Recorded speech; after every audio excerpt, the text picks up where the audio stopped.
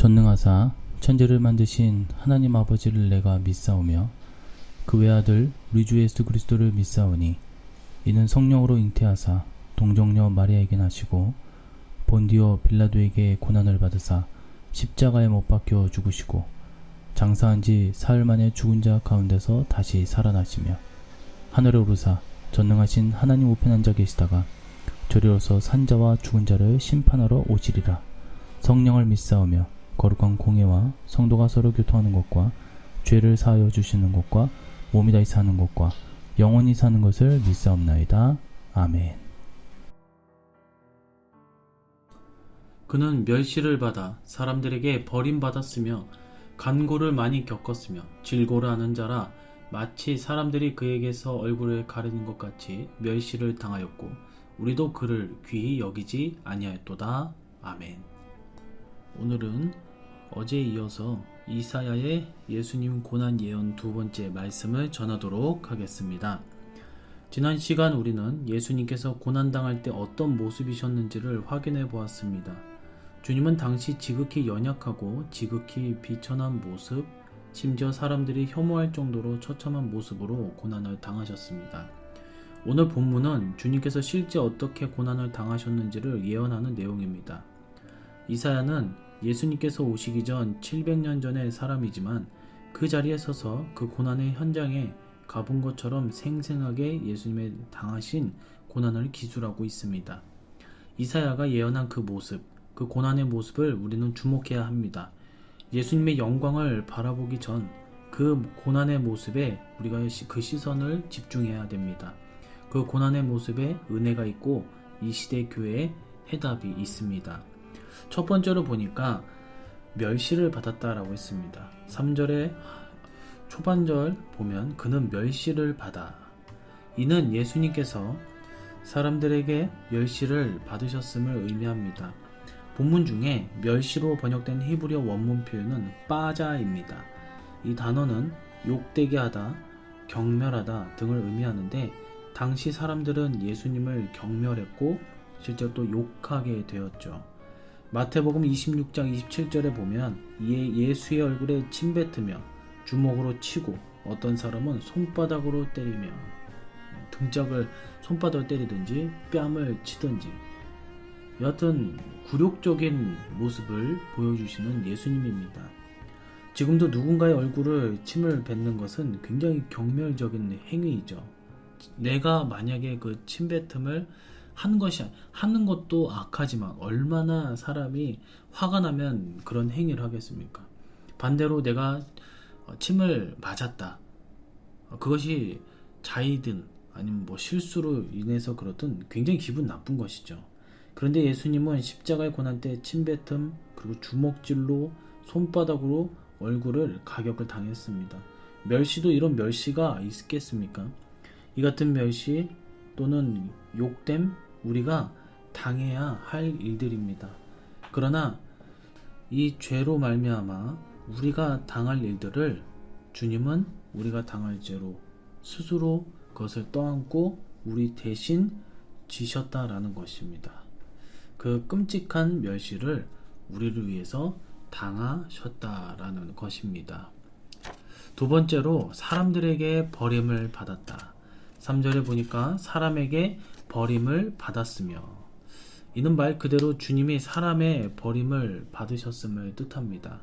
인생을 위해서 오셨는데 오히려 사람들은 예수님을 버렸다라는 것입니다. 여기서 버림받았으며라고 쓰여진 히브리어로 하달이라는 단어를 쓰는데 거절하다, 버리다 등을 의미합니다.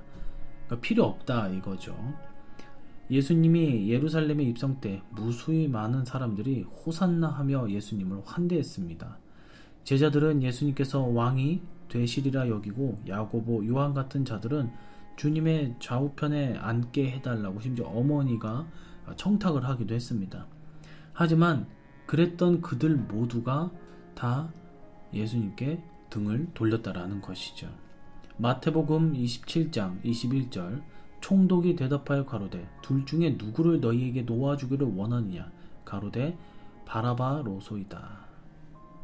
마태복음 26장 55절 제자들이 다 예수를 버리고 도망하니라. 그렇게 환대했던 무수히 많은 무리들, 그리고 가장 최측근에 있던 제자들 역시 한순간에 돌아서 버렸다라는 것이죠. 제자들도 예수님을 버렸고 많은 무리들은 되려 원수가 돼서 예수님을 죽였다라는 것이죠.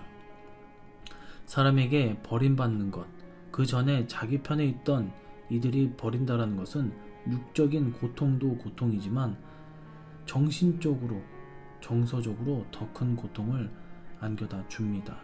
주님은 우리가 당하는 그 같은 고통 역시 대신 지셨다라는 것이죠. 세 번째입니다. 간고를 많이 겪으셨다. 3절 역시 보면 간고를 많이 겪었으며, 즉 많은 고통을 당하셨음을 뜻합니다. 간고로 번역된 원문 표현은 마크오브라는 단어를 쓰는데 고통, 슬픔 등의 단어의 뜻이 담겨져 있습니다. 마태복음 26장 38절의 말씀 보니까 이에 말씀하시되 내 마음이 심히 고민하여 죽게 되었으니 너희는 여기 머물러 나와 함께 깨어 있으라 하시고, 주님은 육적으로만이 아니라 마음으로도 처참한 고통을 겪으셨습니다. 왜 아니겠습니까? 십자가 전에 주님은 육적으로도 심적으로도 찢기고 깨지는 처참한 고통, 그 과정을 겪으면서 죽음의 길을 걸으셨다라는 것입니다. 결론입니다. 우리 주님이 당하신 이 고난들은 우리가 죄로 인하여 당했어야 할 일들이었습니다. 이를 동정하시고 체휼하시고 도우시고자 그 자리에, 그 밑바닥에 내려가셔서 그 모든 고난을 우리를 위해 대신 지신 예수님을 우리는 결코 잊지 말고 오늘 하루도 다시 한번 주님을 또한 말씀을 묵상하면서 우리의 신앙을 점검하고 또한 주님을 더욱더 사랑하고 의지하는 우리 성도님들이 되시기를 주님의 이름으로 간절히 축원해 드립니다. 기도하도록 하겠습니다. 오늘 이사야서에 나온 예수님의 고난 예언을 우리가 살펴보았습니다. 예수님은 우리를 위해서 십자가에 못 박히신 것도 있지만 우리의 죄로 인하여 멸시를 받으셨고 사람들에게 버림을 받으셨고 간고를 많이 겪으셨습니다. 우리가 무엇이간데 그 누구도 해낼 수 없는, 하지 못하는 그런 고난을 대신 지어주셨고, 우리가 마땅히 우리의 죄에 그 대가를 지어야 했지만 주님께서 그 모든 것을 대신 지시고 우리의 죄를 사하주신 주님께 다시 한번 감사를 드립니다. 우리의 영원한 주인이시고 우리의 영원한 친구이신 예수님을 우리가 끝까지 믿고 따르는 주님의 참된 종들, 자녀들 될 수 있도록 하여 주시옵시고, 오늘 하루도 주님께 의지하면서 우리의 송사를 주님께서 책임져 주시고 맡은 바 우리의 일들을 잘 해나갈 수 있도록 은혜를 내려 주시옵소서. 함께 주실 것을 믿사오며 다시 오실 예수님의 이름으로 기도드리옵나이다. 아멘. 주기도문으로 새벽 예배를 마치도록 하겠습니다. 하늘에 계신 우리 아버지여, 이름이 거룩히 여김을 받으시오며 나라의 임하옵시며 뜻이 하늘에서 이룬 것 같이 땅에서도 이루어지이다. 오늘날 우리에게 일용할 양식을 주옵시고 우리가 우리에게 죄 지은 자를 사하여 준 것 같이 우리 죄를 사하여 주옵시고 우리를 시험에 들게 하지 마옵시고 다만 악에서 구하옵소서. 대개의 나라와 권세와 영광의 아버지께 영원히 있사옵나이다. 아멘.